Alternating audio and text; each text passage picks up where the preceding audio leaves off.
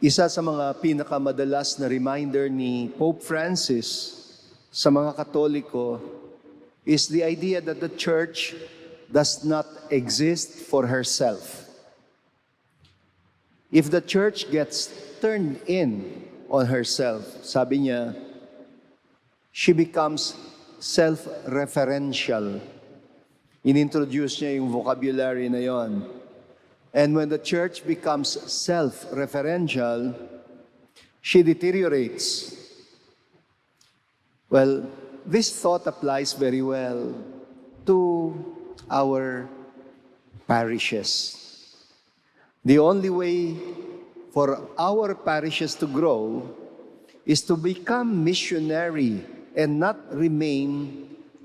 just remain on maintenance mode. Incidentally, this was the main agenda of a group of people whom I met by Zoom yesterday. They call their group Alpha, and they have partnered with Father James Mallon, who published a book recently entitled DIVINE Renovation. And their objective is basically to reawaken Catholics to faith, to become confident in doing missionary work. Well, today's gospel is about what missionary work entails for the community of disciples. We have commonly understood the mission to be about evangelizing, which is correct naman. Unfortunately, we have tended to equate evangelizing with proselytizing or recruiting non-Christians to the Christian religion. Whenever I read the Gospels, I always get the feeling that we have somehow been missing the point, that is not what Jesus meant by mission. Well, in today's Gospel, Jesus is using two metaphors to describe what the mission is about. He said, "You are the salt of the earth. You are the light of the world." It means the church too must serve the same purpose as salt and light, figuratively speaking. Salt. For the salt to have any effect at all on whatever it comes into contact with, di ba kailangan malusaw muna to? It has to be dissolved until it disappears. Salt is not meant to call attention to itself. It achieves its purpose when it is mixed with food in just the right amount. And then it does its proper function when it is not even noticed. Otherwise, kapag napansin ang asin, ibig sabihin maalat ang pagkain and unhealthy also. Salt is meant only to enhance the natural goodness and flavor of the food that it is mixed with. Kaya ang importante, tamang timpla. And it is also one of the best agents for food preservation and literally counteracting corruption. Sometimes in communities, in schools or institutions or companies, it takes only the quiet presence of a few committed believers to change the course or the direction of the whole group. I think, for example, of little initiatives like community pantries, community-based cooperatives, share and care apostolates, no one left behind advocacy work, adopting a watershed, etc.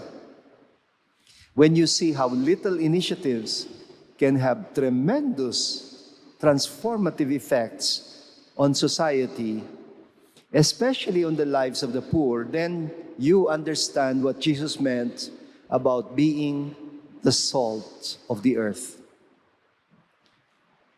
What about the mission to be light of the world?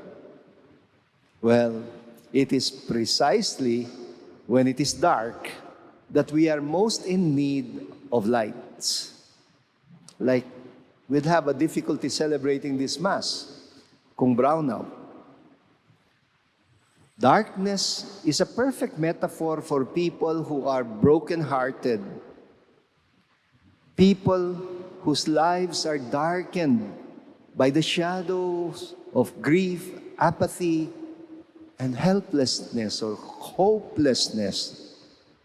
I am reminded of that prayer attributed to Saint Francis, which says, "Where there is hatred, let me bring love. Where there is injury, let me bring pardon. Where there is doubt, faith. Where there is despair, hope." And that is what it means to be light in the midst of darkness. Alam ko na sa kulturang Pilipino, binavalue natin yung modesty and humility. But you know, these values can also turn into disvalues when they turn into false humility. Kung minsan may mga sitwasyon when the community is so much in need of volunteers, tapos walang gustong magpresenta ng sarili. And the usual thinking is, baka daw kasi tawagin silang mayabang. Ako sa tingin ko, this is one negative aspect of our culture. Take note what Jesus says in the gospel about being lights of the world. Sabi niya, hindi ka naman mag-iilaw, hindi ka naman magsisindi ng ilaw tapos tatakpan mo yung ilaw ng isang basket. Rather, you put the light on a stand in order to brighten up the whole room. Well, in a similar way, sabi ni Jesus, you must let your light shine before people that they may see your goodness and give glory, not to you, but your Heavenly Father.